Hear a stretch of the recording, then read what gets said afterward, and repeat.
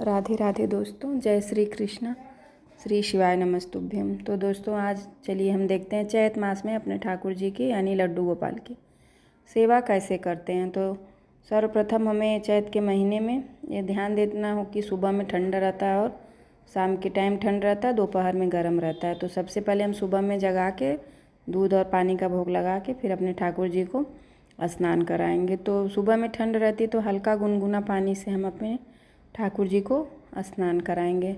और पंचामृत हो या दूध हो, तो मैं दूध नहीं था मेरे पास तो मैं यहाँ पे उसका भोग मतलब मधु से स्नान कराई हूँ अपने ठाकुर जी का। शुक्रवार भी है तो बृहस्पति शुक्रवार को मधु से स्नान कराएं तो अच्छा होता है। हल्दी लगाएं या कुछ भी लगा के स्नान कराएं, अष्टगंध लगा के स्नान करा लें। फिर इसके बाद उनको अच्छे से पोंछ के साफ़ सुथरे कपड़े से काटन के, और इसके बाद फिर हम इत्र से उनकी अच्छे से पूरे शरीर में इत्र लगाएंगे सबसे पहले।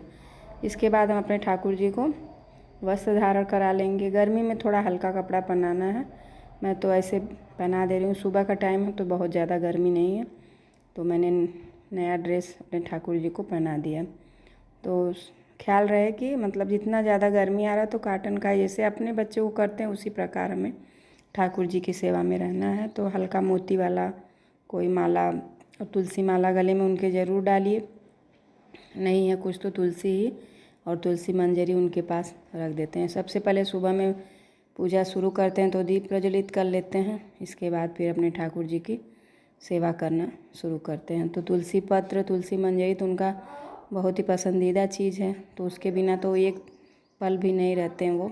तो इसलिए तुलसी का पत्ता और मंजरी तो उनके पास हमेशा रखें। और तुलसी पत्ता चढ़ाते वक्त यदि घर में बहुत ज़्यादा दिक्कत है तो ओम नमो भगवते वासुदेवाय का जाप करते हुए तुलसी पत्र चढ़ाएं। तुलसी पत्र में थोड़ा सा चंदन लगा के चढ़ाएं तो और भी अच्छा है। और इसके बाद ठाकुर जी को हम अपना गर्मी के हिसाब से, ठंडी के टाइम में हम लोग दूध को थोड़ा गर्म करके देते थे, लेकिन जब अब चैत का महीना चल रहा है तो थोड़ा मतलब बहुत ज़्यादा गर्म नहीं, हल्का गुनगुना या फिर ऐसे ही ठंडा करके, गर्म होने के बाद उसको ठंडा करके दें अपने ठाकुर जी को। ठंडा फल, ठंडी के टाइम का जो भी फल होता है वो सब अपने ठाकुर जी को हमको देना होता है। इसके बाद घंटी बजा के हाथ जोड़ लेंगे और 3 बार पानी का आचमन करेंगे और बोलेंगे कि हे प्रभु, आपका ही दिया सब कुछ है, आपके घर में जो कुछ भी है वो भोग प्रसादी आप ग्रहण करिए।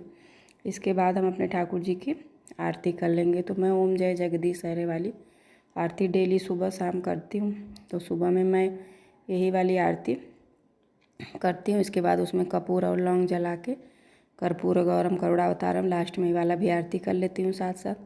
2 आरती मैं एक साथ करती हूँ। फिर इसके बाद 4 बार पानी का आचमन दे के, और इसके बाद आरती को सब भगवान को, जितने भी देवी देवता आपके घर में हैं या सिर्फ लड्डू गोपाल हैं, राधा रानी हैं, तो उन्हें दिखा के इसके बाद फिर हम अपने स्वयं के आरती को ले लेंगे। इसके बाद क्षमा प्रार्थना मांग लेंगे कि हे प्रभु, मुझसे जो कुछ भी गलती हुई है उसको क्षमा करिए। चैत के महीने में भगवान को फूलों की माला और फूल ये सब चीज़ उनके आसपास जितना हो सके रखें, क्योंकि फूल भगवान को ठंडी देता है।